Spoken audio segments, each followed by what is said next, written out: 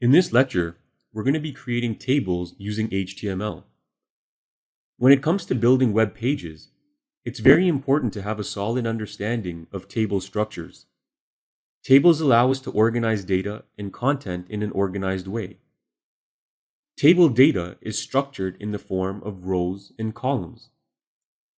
The intersection of a row with a column forms a table cell. The individual cells contain the actual data. Data can be in the form of text, images, or even video content. This example illustrates the structure of a basic table used to record the findings of a survey that asked respondents to list their favorite sport. Here we have a table with 2 columns and 9 rows, which gives us 18 individual cells. Let's start off by creating this table in a standard HTML5 document. For this, you'll need to open your text editor, and we'll also need to set up the basic HTML page structure as we learned in earlier lessons.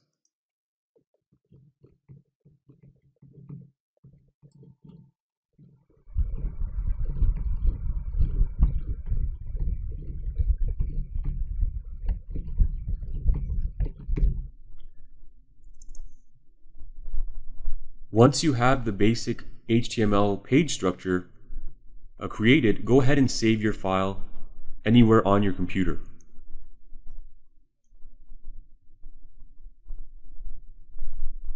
You can save the file as tables.html. Make sure to put the HTML extension at the end.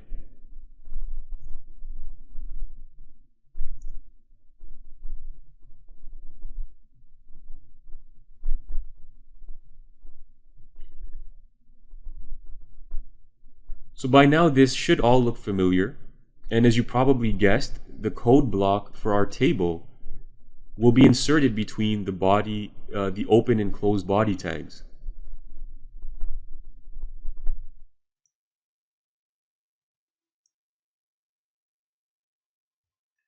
We'll begin by adding our open and close table tags.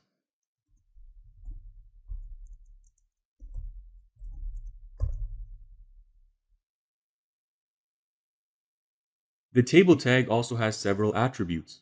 First, we can specify the width of the table. For now, we'll put the width as 100%.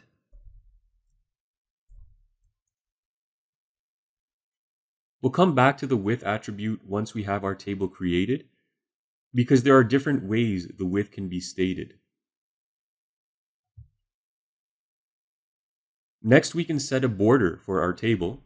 Let's set the border to 1 pixel.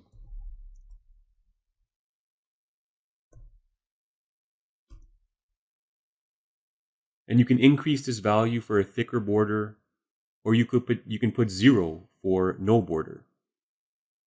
We can also put a border color attribute. And we'll set that to blue.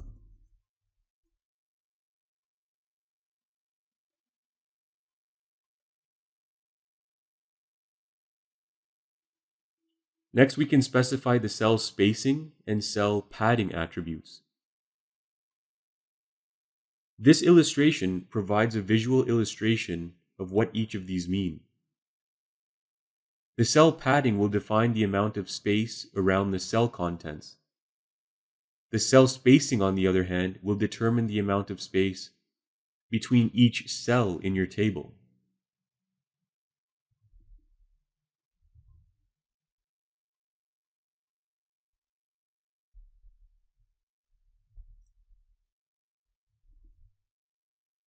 And the unit of measurement for cell spacing and cell padding is also a pixel.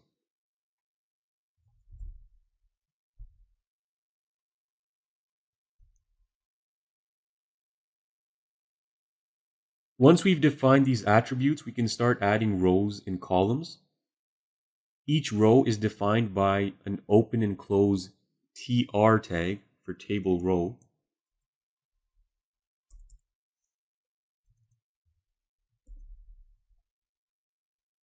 So I'll create one row to begin with. And inside each row, I can create any number of columns. So our table had 2 columns, and a column is represented by the open and close TD tag.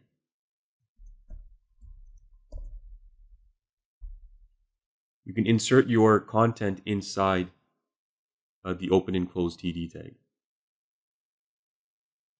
So the first part of our table was the headings.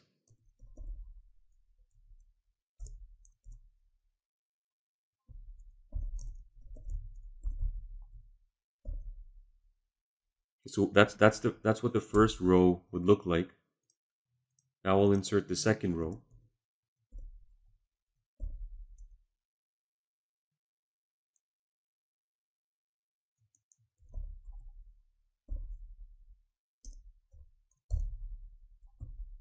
And again, each row had 2 columns. Just enter some data inside these columns.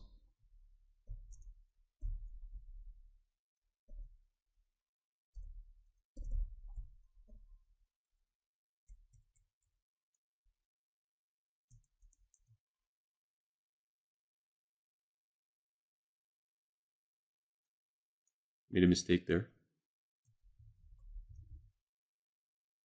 Okay, so remember, the first column was the sport, and we'll put the sport label in each of the first columns, and then the response in each of the second columns. I'm just copying and pasting. I'm just changing the sport labels, and also the data.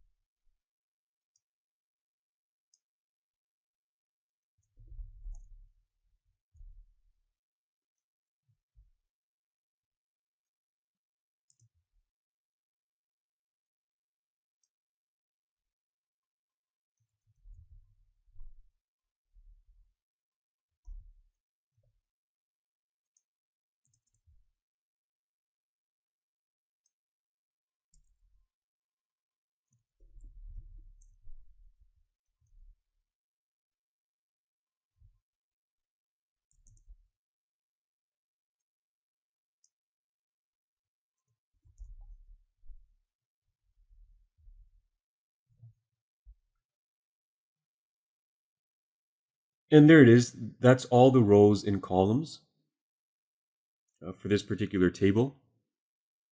So with the table created, let's save this file and preview it in our web browser to see the final result.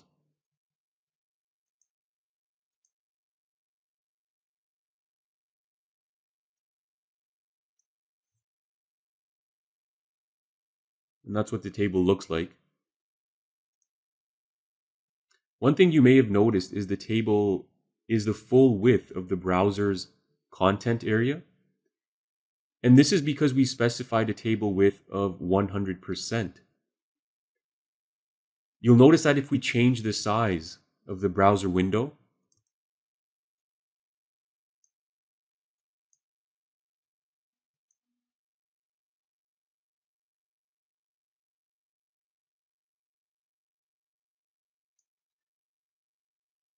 that the table expands and contracts and always maintains 100% of the browser window. Now let's see what would happen if I change the width to 50%. So I'll go back to the source code and just change the width to 50%.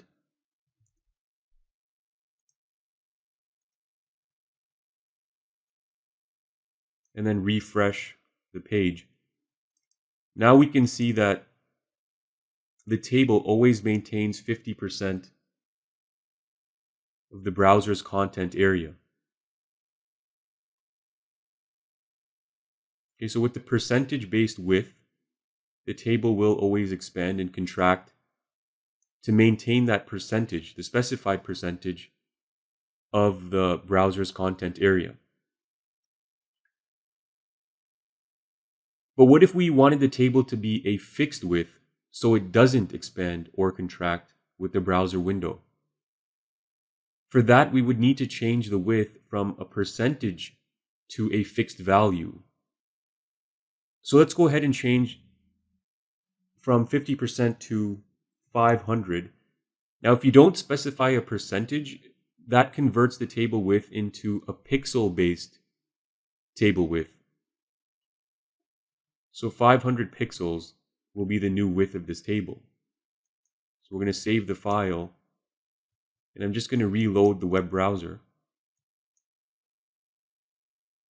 And now you'll notice that no matter how big or small the browser window is, the table always stays at 500 pixels.